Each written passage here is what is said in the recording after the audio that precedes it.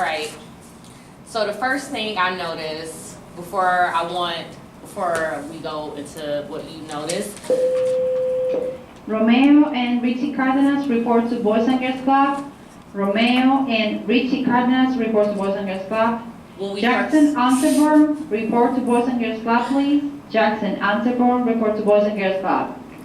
When we was watching your video earlier, you like breathe heavy. It seemed like you got frustrated watching yourself. What happened there?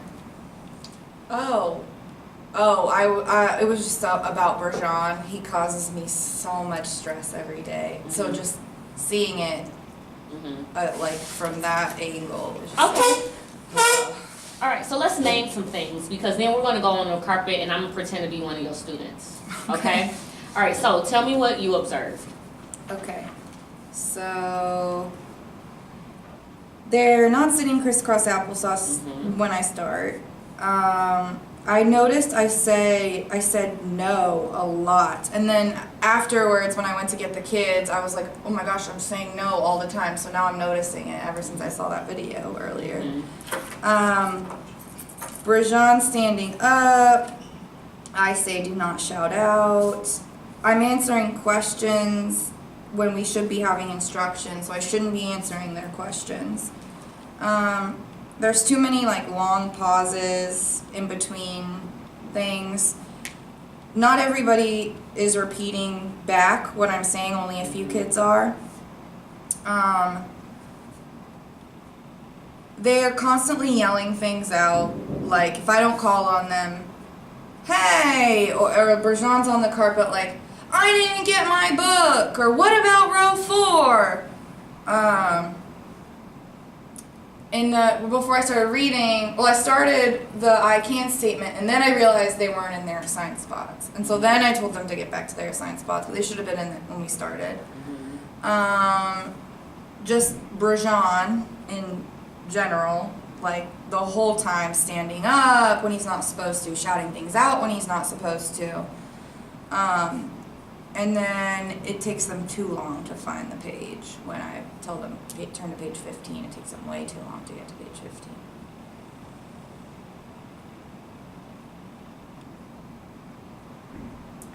And how do you think those things have impacted your culture and your management? I mean, it's a waste of time. So I'm just spending so much time like, stop, don't. And so it's just like negative. It just feels bad in the classroom. Okay, so you named some great things that I want to expand on because those are a part of your action steps. So one thing I noticed was you answering their questions when it is not the time to be answering questions. And yesterday, I want to point out it specifically. Okay, let's start with like the sitting crisscross applesauce. So that's first and foremost. Like before you begin a lesson, before you begin scanning the room, right? They should be sitting crisscross applesauce. And if they're not, you've taken that moment to scan up. I see we're still waiting on 5 people to sit crisscross applesauce. We need those 5 people to get it together so we can continue learning, right? I'm not saying Brejan, sit crisscross applesauce. Ethan, sit crisscross applesauce. I'm waiting on 5 people. You know who you are. So it's not as embarrassing and it doesn't feel as negative. Personal. Right, exactly.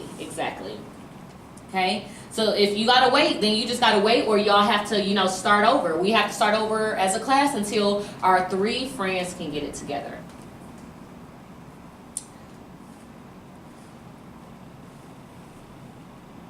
Okay, so one thing I noticed, Emily, this is when I observed your afternoon class. So it was 12:19. You started instruction.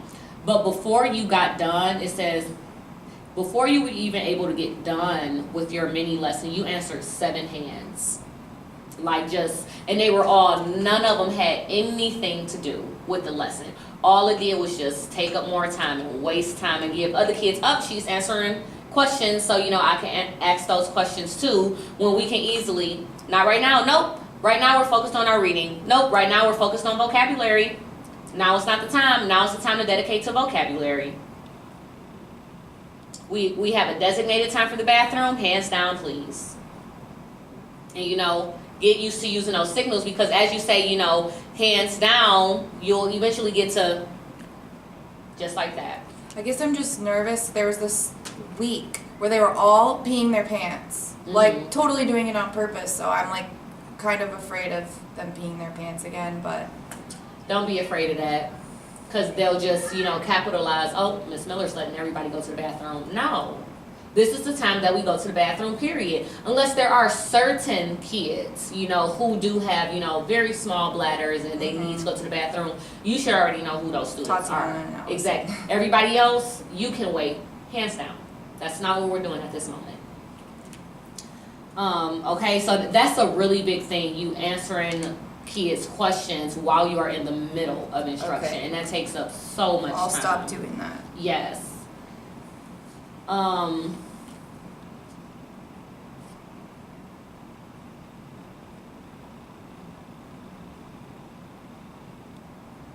Well, I guess I just told you. So, like, when their hands are going up, what should you do? Tell them to put it down, not right now. Okay. And if it's a student like Ariane or Brajan who are really sensitive, what can you do instead of saying it? We can ask questions later. Just signal. Oh, okay. That real simple. Because you saying nope and hands down. Okay. That's simple.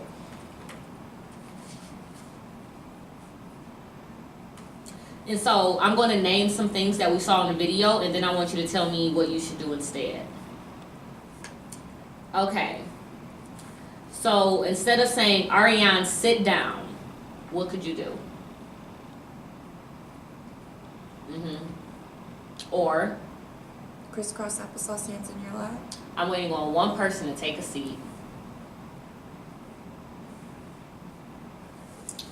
How can you move your clips without saying any names or speaking?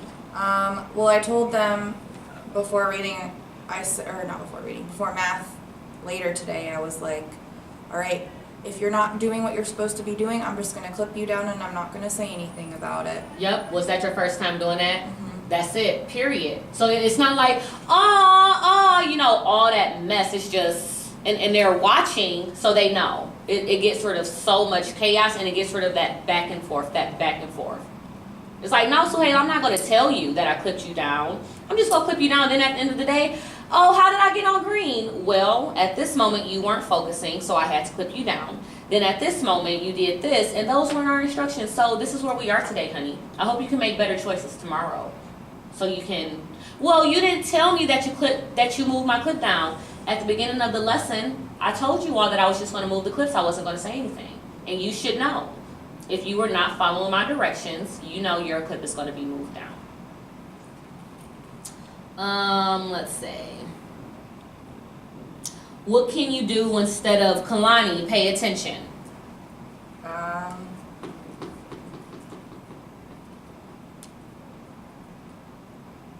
Right, because how you know she's not paying attention? Could I say eyes up here? Yep, I'm waiting for one friend to put their eyes on me. We are tracking the speaker.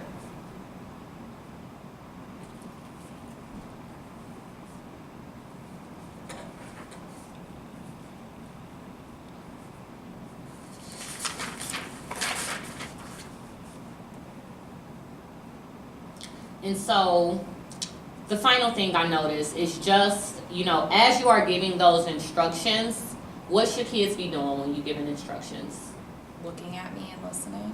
And how should they be sitting? Crisscross applesauce. Yep. No instruction should be given if Jennifer got her behind in the air, if Kalani doing all of this, if, Kai is leaning, no. And if Ariane, ignore him and ignore Suhaila, focus on everybody else. Well, I guess you don't want to learn today, so I'm not going to pay attention to you. I'm just going to pay attention to the students who want to learn, period. Because you don't have, there's no room for you to keep going back and forth for Ariane or Suhaila. Not at this point in the school year, so just let it be. Okay?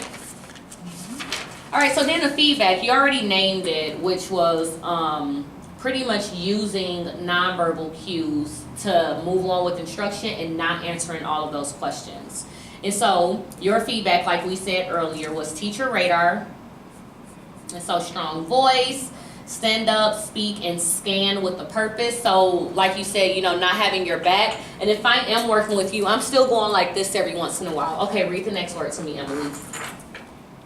You know what I mean? Because you already know what your kids are doing. You know what word it is they need to read. You know what you're listening for. And so you're also looking around the room at the same time.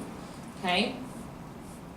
All right, so the way we're going to do this and how we're going to do our practice right now. So the first thing, the way we keep a strong teacher radar, and you have it. Here we go right here. So it's to one, scan the room. Scan to observe if students are doing what's been instructed or asked. You should always have 100%. So stand in areas where you are seen looking at all students. And so just like you mentioned about those teachers in the videos, sometimes they were in the middle, other times they were like off to a corner because you can see the whole room from that corner. The second thing for teacher radar is to give observable directions and precise praise. So you've done really good at the precise praise. Now you just have to make sure you're giving those observable directions and that you're scanning for those observable directions. So if the direction is sit crisscross applesauce, that's something you can see them doing or not doing. Okay?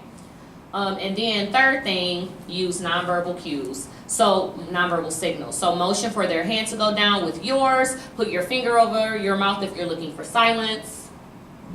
Make sense? Mm-hmm. Small and bite-sized enough? Yeah. Okay, so now take a minute, think in your head about a quick mini lesson either that you did this morning or that you're going to do tomorrow, and I'm going to be your student. Okay? Okay. Let me know when you're ready.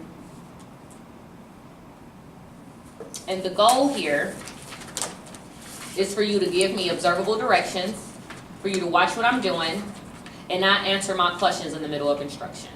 Okay. Alright, I'm gonna write a sentence on the board. No problem.